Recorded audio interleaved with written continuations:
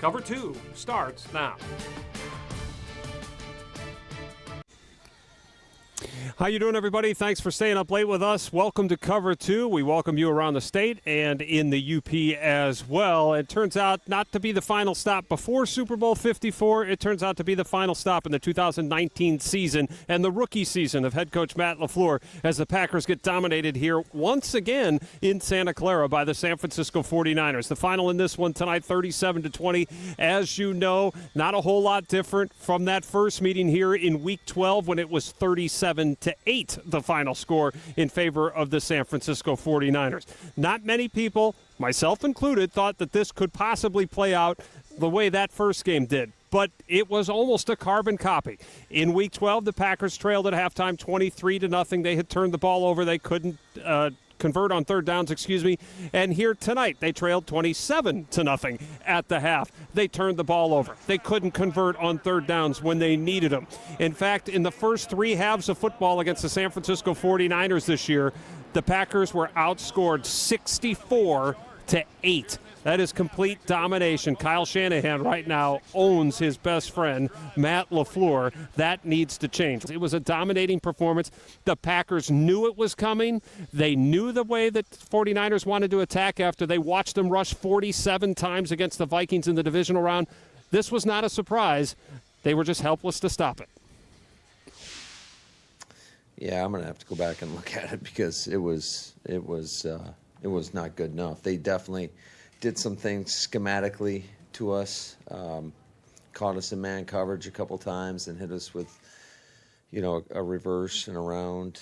And but for the most part, it seemed like we were playing a good bit of single safety defense. And when you're in single high, you shouldn't be able to run the ball like that. And I think I looked up one time and saw that Mostert had 20 carries for 200 yards, and that is not going to get it done, not in this league, especially when you know that they're going to try to run the football coming into this game. All right, the Packers finished -3 in turnovers tonight, one fumble lost, although Aaron Rodgers did fumble it 3 times tonight, and then the 2 interceptions. Again, Mostert's numbers, I may have misspoke there. He finished with 220 rushing yards on 29 carries and had the 4 touchdowns, as we mentioned. Well, it's the second straight time that the Packers have played in an NFC title game and been blown out. It's their 3rd straight title game loss, going back to the Seattle game where they collapsed at the end and then lost in overtime. But it was a blowout in Atlanta 3 years ago. The Packers trailed in that one 24-0 and wound up losing 44-21. Oh, by the way, common denominator, Kyle Shanahan was the offensive coordinator for that Atlanta Falcons team with Matt LaFleur as his quarterbacks coach. This was a blowout as well, but Aaron Rodgers sounded different at the podium after this blowout loss in the NFC title game than he did 3 years ago after the blowout loss in Atlanta. Take a listen. I think we're really close. I think we're just a little more consistent performance away from consistently playing with these guys. But, we got them at home, their place twice.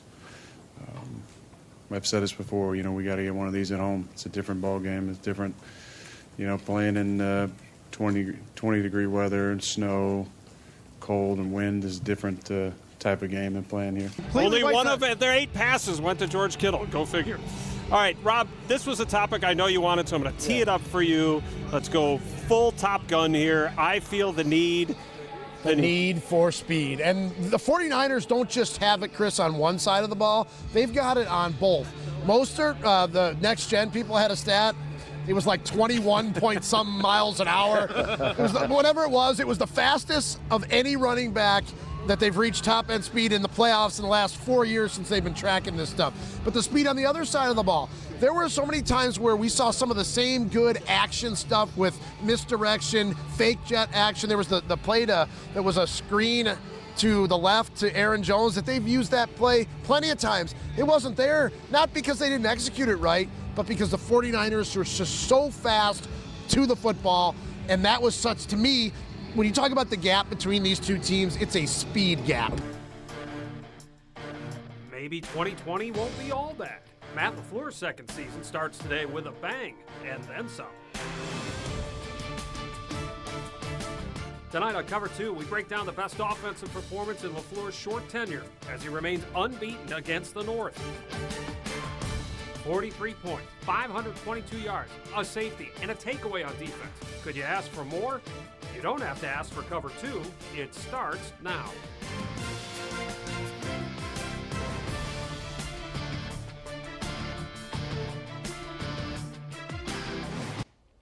And welcome back, everybody, and welcome to the season premiere of Sunday Sports Night Cover 2. Now, this is more like what the Packers envisioned when they hired that guy right there, Matt LaFleur, and what they hoped for when the 49ers ran this type of offense right down their throats twice in LaFleur's rookie season as head coach. But even with a couple of warts today, Matt LaFleur's offense 2.0 looked very tough to stop, to go on the clock. And please welcome in Rob Demoski from ESPN, ESPN.com. Down here in the corner, Jason Wilde from Jason Wilde Inc., also ESPN Wisconsin. And Mark Daniels, WTAQ here in Green Bay and also WTAQ.com. All right, gentlemen, Rob, we'll start with you. I'm assuming Mark Murphy is a pretty happy guy today because I think, is this what they've always wanted to see from a Matt LaFleur offense? Matt LaFleur 2.0 looked pretty good today. Chris, I still wonder how much more there is still to come with this offense because it started out a lot of the play action stuff early, Josiah DeGuara, some of the running game, but then it really, I thought, turned into just the Aaron Rodgers show late in the game. I mean, he was slinging it around all over the place with the same guys that we saw him slinging around to last year, obviously Adams, Valdez-Scantling, and Lazard. I do wonder how much more there is still to go. There were still some times where they ran it down late in the play clock, had to burn a couple timeouts. LaFleur said he wasn't happy about that. But I don't care how you stack it up, 40-some points and 500-plus yards, I think you'll take that any day of the week. Mark? I think they showed an awful lot very early, whether it was Irvin on jet sweeps or Lazard shovel passes, DeGuara out lead blocking and things like that. They unveiled a whole lot of what I think this offense is going to evolve to in the first couple of series. But then I agree with Rob. They just kind of went back and said, look, these two young corners cannot handle Adams or anyone else for that matter. So let's just wing it around. I did like some of the things they did with A.J. Dillon as kind of a bowling rusher when they needed, some clock to burn off, because the defense certainly wasn't letting the clock burn off for the late either. But they exposed an awful lot, which is making me curious to see how much more out there's going to be. Yeah, I don't want to be the party pooper here, but I think when Aaron Rodgers is throwing the ball the way he did, the four of us could get together, socially distanced, in the WBAY cafeteria and dial up plays that are going to work. I mean, he was so accurate. He was just magnificent today. And as Mark pointed out, they're playing really inexperienced corners. I don't want to take too much away from this. I will just say this, though. If Matt LaFleur is smart, and we all think he is, it looks like they have kind of reached an accord where it's still got some elements of an Aaron Rodgers offense, and it's got the hallmarks of this offense that Matt LaFleur was brought up in with the Shanahans and that style. So I think they may have struck a good balance. I want to see more, though. Well, 43 points, the highest in his tenure, and those 3 empty red zone trips early on, just a couple of field goals in there. So, Jason, let's go back and start with you because you talked about Aaron and how well he's playing, and all we've heard for the last couple of weeks is how happy Aaron Rodgers is and what a good place he is in his life. How much does that actually translate to what we saw today, in your opinion? I think it translates a lot, Chris. I got some grief on social media because everybody's able to tune into these Zoom calls. And I asked a lot of people throughout camp their observations of Rodgers, right? I mean, I had seen it right away the first practice. He just seemed lighter, and I thought he'd be grumpy. I did. I thought he'd be angry that they drafted Jordan Love, and he would come out more with a vengeance than lighthearted. And then he gave that touchy-feely answer that I used in my story today in the State Journal about, loving yourself and loving others. But you listen to his teammates and you hear what they say, and I do think that matters. I also think he's supremely motivated, and he did, the one thing that we don't want to lose sight of is that whole thing about looking back at himself 5 years ago. Right. I thought the ball came out way more quickly than we have seen in a long time, and that's a really good thing too. And welcome back to Cover 2. Empty seats today inside U.S. Bank Stadium, but it wasn't an empty box score, as you know, for the Packers. Green Bay's offense having their way on the field, as we've talked about quite a bit. Now, we asked the players all week long about playing in a fanless environment. They said all along that they'd have to bring their own energy. Saying it and doing it two different things, as they found out today. I'm used to hearing the fans on my last catch on the sideline as I'm sliding, hearing the fans of, Lambeau. When I'm looking to the side, score a touchdown, and I don't know really what to do. It doesn't let you kind of know if a play is a good play sometimes. There was no noise. So we had to bring our own kind of energy today.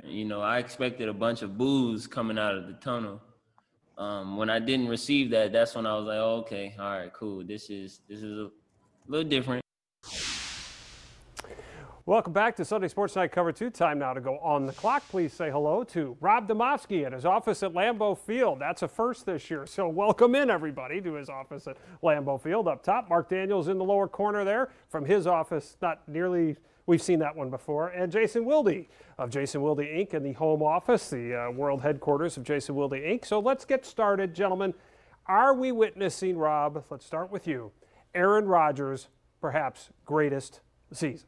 First of all, Chris, I don't have a lot in this office, but these Sports Center signs are courtesy of Jason Wilde and I believe his girls. So thanks for that. Long time they've been here. We just haven't seen them before. The idea that this is his best season is interesting because it's a high bar, right? I mean, like 2011, he was unbelievable. The offense was unbelievable. But as I wrote last week when we talked about Rodgers for MVP, it might be his best season for this reason, because he just doesn't have the name weapons that he had in some of those 11, even 14, even 16, really. So for that reason and that reason alone, I think it might be. Not saying he hasn't played like this before, but he hasn't played like that before with the guys that he has now.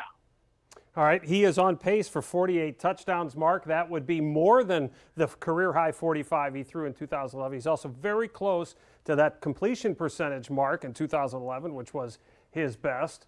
So what say you? Milestones are coming weekly with this guy. I agree with Rob. I mean, the Jordy, the Cobb, the Jones bunch, that was a really, really good top to bottom wide receiving core. And he's got really Devontae Adams, a little bit of Alan Lazard, and maybe Bobby Tunyon in there for good measure. And, I match him up, and it just seems to be Rodgers v. Mahomes right now. But you take Mahomes and all of the speed he's got available, I think Rodgers is outplaying him with what he's got. And he's remarkably consistently good.